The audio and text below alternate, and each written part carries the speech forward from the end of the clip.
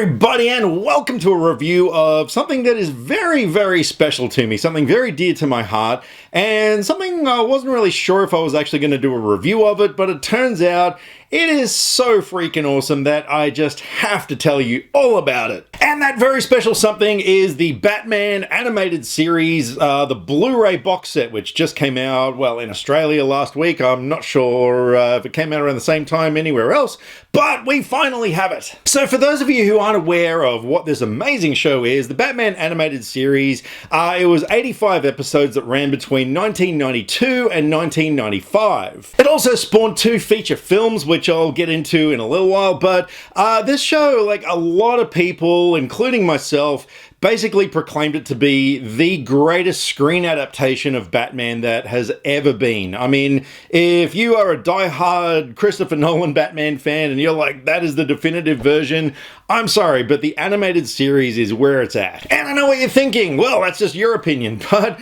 no. Like Wizard Magazine, for example, they proclaimed it as the #2 greatest animated show of all time behind The Simpsons. This show won Emmy Awards. It won the hearts of critics and fans alike. It was such a great show, and it was massively influential. Like the entire DC animated universe, or whatever you want to call it, this show was entirely responsible for that. And yeah, I know a lot of the DC films have been hit or miss, but it all comes back to this show. So what made the show so incredibly great? The art style is probably the first and foremost thing. I mean, this show looked amazing. It had this timeless kind of a art noir sort of a look. It was almost like it had elements looking from the 50s, but at the same time you knew that it was set in a modern time. And the way that they drew everything, like this show was hand painted, like it was actually back old school before computers took over, where people actually hand drew and painted every single frame. And the way they did it was the reverse of what was the norm. They actually took black paper and drew all the backgrounds on that, so it just sort of had this kind of a dark, gloomy atmosphere to it. The music in the show was absolutely incredible. I mean, the opening theme was fantastic. It was actually done by Danny Elfman, taken, I think it was from some surplus music from Tim Burton's Batman, and Shirley Walker took over the rest of the music and really heavily relied on Burton's music. Yeah, pretty sure I was meant to say Elfman's music from Burton's films. There were even some times where you heard some of the '89 Batman movie soundtrack in this show. But aside from all that, the performances we got were just so damn perfect. Kevin Conroy was Batman and Bruce Wayne, and anytime I read a Batman comic or whatever, that is the voice that I hear. And he did a really cool thing. You know, it wasn't such a huge difference between the Batman and Bruce Wayne voice, you know, not like Christian Bale's, "Hey, the Batman." This was more a really subtle difference, and it really worked. Aside from that, we had Mark Hamill as the Joker, and, you know, honestly, like, I watched a whole bunch of episodes of this show back in the day, and it took me a while before I actually found out that it was Mark Hamill, and I was in disbelief. I was like, no, that can't be right. There's been a mistake in the end credits. And I mean, these guys did such a great job. They went on to voice the characters in like the Batman Arkham video game series. They were just so iconic in these roles. And this show is also responsible for giving us Harley Quinn. A lot of people don't realize that, but her very first appearance ever was in this show. She was actually designed, it was meant to just be for one episode as the Joker's girlfriend, but there was such a great response to her character that she actually became what she is now. So if you like the sight of Margot Robbie in a tiny little pair of hot pants, you can thank that show. But one of the absolutely best things that they nailed with this show was that it was a perfect balance of adult storytelling and something that kids could get into. You know, it's the sort of thing that, yeah, there is some stuff that is a little kiddie-ish, but the overall sort of atmosphere and the themes that this show explores were definitely geared toward adults. The show definitely took a lot of cues from the Tim Burton films, Batman and Batman Returns, in the darker aspects. And yeah, it really had a lot of things that were reminiscent of those films, including the music and just the overall gothic sort of style to it. So that being said, I had such a love for the show that back in the 90s I was collecting the VHS tapes where they had like 2 episodes on each tape, so yeah, that was a lot of tapes. Now, I never collected it all, but I collected as many as I could. But yeah, then VHS died out and DVDs came in, and so naturally I collected the entire series on DVD, which was great because they had special features. It was really easy to access all the episodes, and it wasn't VHS. I also got the 2 movies, Mask of the Phantasm and Sub-Zero, the Mr. Freeze movie. Mask of the Phantasm was such an acclaimed film that it even had a limited theatrical run in the US, and a lot of people, including myself, proclaim this as the best Batman movie ever made, and I still stand by that to this day.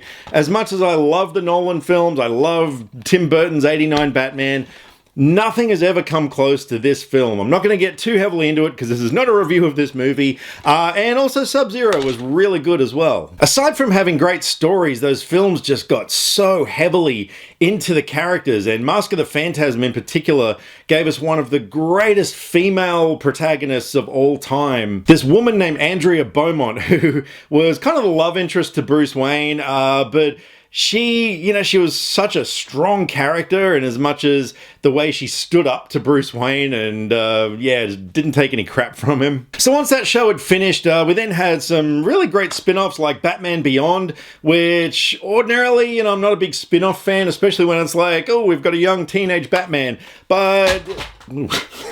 Oops. But yeah, that show was freaking remarkable. It was very different, and yeah, just went on this really cool sort of story arc, and I dug it. So then, of course, they finally announced that this show was coming out to Blu-ray, and initially I was a bit skeptical because I kind of thought, well, I've owned the show on VHS, I've owned it on DVD, talk to me, Warner Brothers, sell me on this thing. And cha-ching, they sure did. Because when this box set came out, look, it's a 12-disc box set for, I think it was like $79. I managed to pick it up 20% off. I got it for like $63 for 12 discs. And not only that, like aside from the fact that there's a whole bunch of new featurettes and stuff on there, which is interesting, I saw a thing on YouTube. It was a side-by-side comparison of the original way that the opening intro looked compared to the Blu-ray version, which I'm going to play for you right now.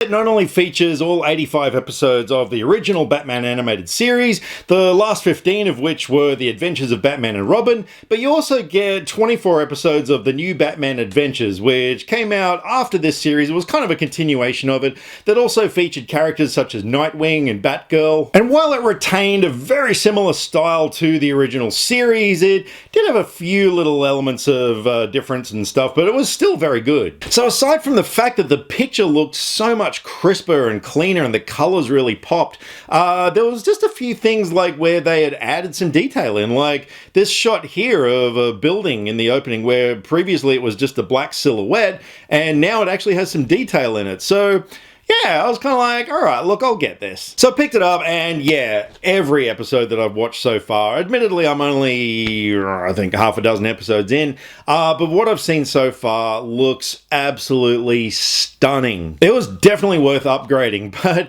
then I had a bit of a surprise the other night, because one thing that I didn't realize, so I was sitting there looking at the back, and I'm like, 12 discs? 12-disc set includes brand new in-depth featurettes on the legendary storytellers behind the series, 2 bonus discs of animated films, Mask of the Phantasm and Sub-Zero, all 100... Wait, what? Yeah, this box set has the 2 feature films on Blu-ray, and I didn't even know. So, aside from the fact that you're getting one of the greatest animated shows of all time that was largely influential on so many animated shows we see today, presented in a way that we've never seen before that just looks so crisp, you can see the specks of dust in the frames. I'm not kidding, it is that crisp. You're also getting the 2 films, one of which, like I said, a lot of people proclaim is the best Batman movie ever made, and the other one which is absolutely brilliant. So if you didn't already know about this box set and you're a fan of the series, I can highly recommend going and getting it. I'm not kidding, it is worth every penny. And if you've never seen the show before but you're interested, Go get it. Seriously, you are not going to lose with this box set. It is absolutely incredible. So that's enough of me yakking about the Batman animated series Blu-ray box set.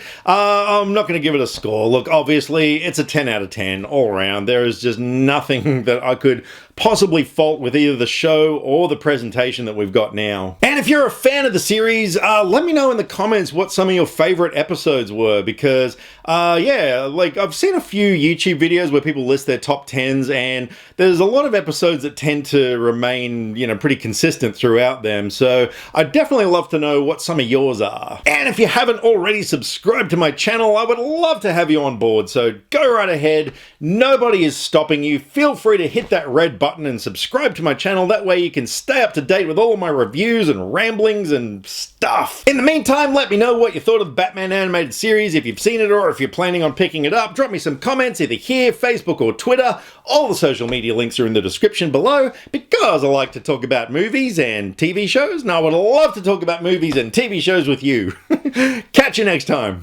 Click subscribe to stay up to date with all the latest movie reviews.